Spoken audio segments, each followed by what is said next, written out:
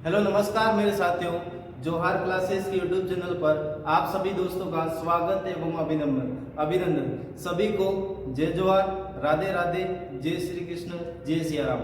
हमारा जो सेशन चल रहा था जिसमें राजस्थान के प्रमुख लोक देवता चल रहे थे और लोक देवता में हम लोगों ने बड़े बड़े जो लोक देवता थे वो कंप्लीट कर दिए थे। आज के इस सेशन में मैंने जो छोटे छोटे लोक देवता है वो मैंने लिख दिए हैं बोर्ड के ऊपर, और आपका भी ज़्यादा टाइम वेस्ट नहीं हो यूँ करके मैंने जो सारे जो छोटे छोटे लोग देते थे उनके बारे में पूरा बोर्ड पर डिटेल लिख दिया है। और आज की मतलब मोटिवेशन लाइन है कि मिल ही जाएगी मंजिल भटकते भटकते, गुमराह तो वो है जो घर से निकले ही नहीं, गुमराह तो वो है जो घर से निकले ही नहीं।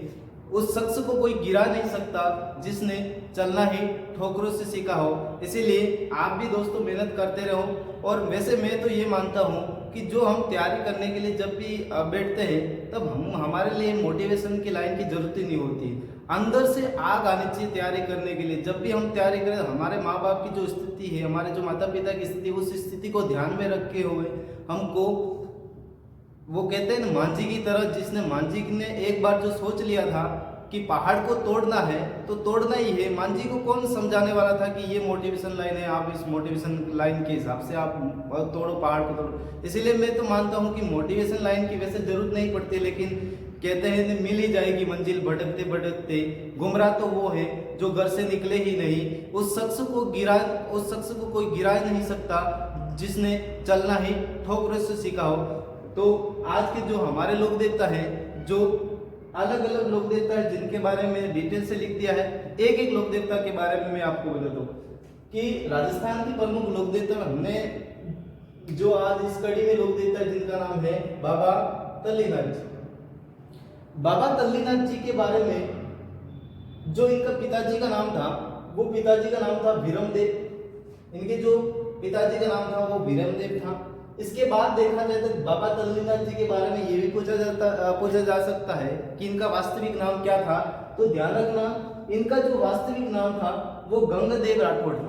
बाबा तल्लीनाथ जी का जो वास्तविक नाम था वो गंगादेव राठौड़ था। इसके बाद इनको किसका देवता माना जाता है, तो ध्यान रखना इनको ओरण के देवता माना जाता है।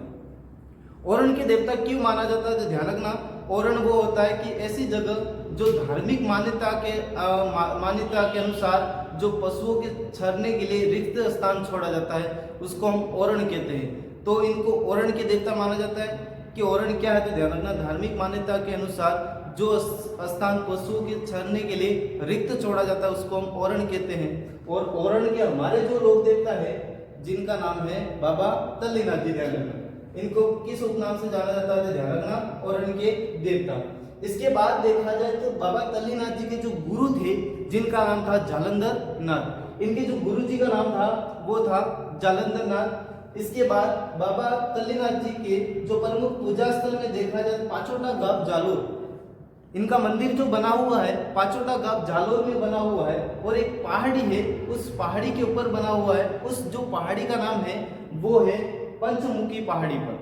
बाबा तल्लीनाथ जी का जो मंदिर है वो पंचमुखी पहाड़ी पर स्थित है। और पाचोटा गांव जालोर में इनका क्या बना हुआ है, बाबा तल्लीनाथ जी का मंदिर बना हुआ है। बाबा तल्लीनाथ जी के बारे में ये भी पूछा जा सकता है कि इनके समकालीन मारवाड़ का शासक कौन था, तो ध्यान रखना वो था रावचूड़ा। मारवाड़ पर राठौड़ राजवंश ने शासन किया और इन्हीं के रावचूड़ा के ये भाई थे। ध्यान रखना बाबा तल्लीनाथ जी है वो रावचूड़ा के भाई थे। किसके भाई थे, तो बाबा तल्लीनाथ जी है वो रावचूड़ा के भाई थे। ठीक है, तो ध्यान रखना इनके समकालीन जो शासक था वो रावचूड़ा था। इसके बाद देखा जाए तो इनकी जो भाई थे तो वो मारवाड़ के शासक थे। ये कहाँ के राजा थे, तो ध्यान रखना ये जो राजा थे वो शेरगढ़ के राजा थे। कहाँ के राजा थे, शेरगढ़ के राजा कौन थे, बाबा तल्लीनाथ जी। इसके बाद भी ऐसे भी इनके मंदिर में अगर कोई जहरीला जीव काटता है तो इनके मंदिर में जहरीले जीव के काटने से काटा जाता है। तो इनके मंदिर में जहरीले जीव काटने से इनके मंदिर में क्या हो जाती है, तो इलाज वगैरह होता है, इनकी पूजा की जाती है। ठीक है, इसके बाद देखा जाए एक और लोक देवता है बाबा तल्लीनाथ जी के बारे में ये पूर्ण हो जाता है। एक बार और देखना, इनका जो पिताजी का नाम है भीरमदेव, वास्तविक जो नाम मिलता है गंगादेव राठौड़, और इनको ओरण के देवता कहा जाता है। इनके जो गुरु जी थे जिनका नाम था जालंधर नाथ। इसके बाद प्रमुख पूजा स्थल पांचोटा गांव जालोर और पहाड़ी कौन सी है? पंचमुखी पहाड़ी। मंडोर के शासक राजचूड़ा राठौड़ के ये भाई थे और इनके समकालीन जो लोक देवता हुए जिनका नाम था राजचूड़ा के समकालीन जो लोक देवता हुए जिनका नाम था बाबा तल्लीनाथ जी। जहरीली जीव के काटने पर इनके मंदिर में क्या होता है? पूजा होता है, इनकी पूजा होती है और इनकी पूजा भी की जाती है जहरीले जीव के काटने पर। इसके बाद एक और लोक देवता जिनका नाम है वीर फत्ता जी। गांव पर लुटेरों के आक्रमण होने पर इन्होंने भीषण युद्ध किया गांव लुटेरों के साथ और ये जो इनका जो जन्म स्थान माना जाता है वो साथू गांव जालोर। वीर फत्ता जी का जो जन्म स्थान माना जाता है वो साथू गांव जालोर। और इनका एक और याद रखना है कि इनका जो मेला भरता है वो भाद्रपद शुक्ल नवमी को वीर फत्ता जी का मेला भरता है। ये दो लोक देवता कंप्लीट होते हैं, छोटे छोटे थे। इसके बाद एक लोक देवता है जिनका नाम है इलोजी। इलोजी इनको छेड़छाड़ वाले अनोखे देवता कहा जाता है और इनका जो पूजा स्थल है इनको कहां पर पूजा जाता है? ध्यान रखना, इनको मारवाड़ में सर्वाधिक होली के अवसर पर इनको पूजा जाता है इलोजी को। और इनके मंदिर में कोई मूर्ति नहीं होती, सॉरी इनके मंदिर में जो मूर्ति होती है वो आदमकद नग्न अवस्था में मूर्ति होती है इलोजी के मंदिर में। ध्यान रखना, इलोजी की जो मूर्ति होती है आदमकद नग्न अवस्था में मूर्ति होती है। ये जो इलोजी थे वो होलिका के पति थे और होलिका की जो मृत्यु है, सॉरी होलिका जो है वो होली के अंदर जो आग के अंदर जल के भस्म हो जाती है और ये बारात लेके निकलते हैं, लेकिन बारात जाने से पहले ही होलिका है वो जल जाती है। और इलोजी क्या करते हैं कि होलिका का जो मतलब राग था उस राग के अंदर कूद कर ये उस दिन से कसम खा लेते हैं कि मैं कपड़े वपड़े फाड़ लेते हैं और आज जीवन नग्न अवस्था में रहते हैं। और ये एक वरदान भी देते हैं कि जो कुंवारे लोग होते हैं उनको इनकी मतलब जिसकी शादी वगैरह नहीं होती थी इनके मंदिर में, मतलब इनकी पूजा करने से कुंवारों इनको वरदान वगैरह देते हैं उनकी शादी वगैरह। तो ध्यान रखना, आपकी भी नहीं हुई तो इलोजी की पूजा वगैरह कर लेना। होलिका के ये पति थे, होलिका जो अभी होली जो आने वाली है उसी होलिका के ये पति थे। आप लोगों को पता होगा कि हिरण्यकश्यप का जो पुत्र था प्रहलाद, और प्रहलाद को जलाने के लिए ही होलिका गोद में लेकर बैठती है। फोटो के अंदर आप लोगों ने देखा भी होगा, प्रहलाद जो है वो हिरण्यकश्यप का बेटा था और होलिका के गोद में लेकर होलिका बैठती है। होलिका तो जल जाती है लेकिन प्रहलाद रह जाता है। और प्रहलाद है वो विष्णु भक्त था, विष्णु का उपासक था और बाद में प्रहलाद को कष्ट देने के कारण हिरण्यकश्यप को मारने के लिए भगवान जो विष्णु है वो नरसिम्हा अवतार लेते हैं और इसके बाद इस हिरण्यकश्यप के क्या करते हैं? वध कर लेते हैं। हिरण्यकश्यप को एक वरदान भी प्राप्त था, तो ध्यान रखना क्या वरदान प्राप्त था? हिरण्यकश्यप को यह वरदान प्राप्त था कि ब्रह्मा जी की तपस्या करता है हिरण्यकश्यप और ब्रह्मा जी से वरदान मांगता है कि मुझे ऐसा वरदान दीजिए भगवान कि मैं न दिन न रात न धरती पर न पताल न परलोक कहीं पर भी नहीं मुझे कोई भी मार सकता, न शस्त्र न अस्त्र कोई भी नहीं मार सकता। तब भगवान विष्णु क्या करते हैं? तो ध्यान रखना, वो नरसिम्हा अवतार रहते हैं। आधा शरीर है वो मानव का लेते हैं और आधा शरीर वो सिंह का लेते हैं और आधा शरीर वो मानव का लेते हैं। इस तरह से नरसिम्हा अवतार लेते हैं। आप लोगों ने मूवी भी देखी होगी, इसके ऊपर मूवी भी बनी हुई है। तो नरसिम्हा अवतार लेकर क्या करते हैं? तो हिरण्यकश्यप का वध करते हैं। और होलिका किसको लेकर बैठती है? प्रहलाद। यहाँ पर मैं लिख देता हूँ कि इलोजी की जो पत्नी का नाम क्या था? शादी नहीं होती लेकिन होलिका, इसकी शादी होने वाली थी होलिका से।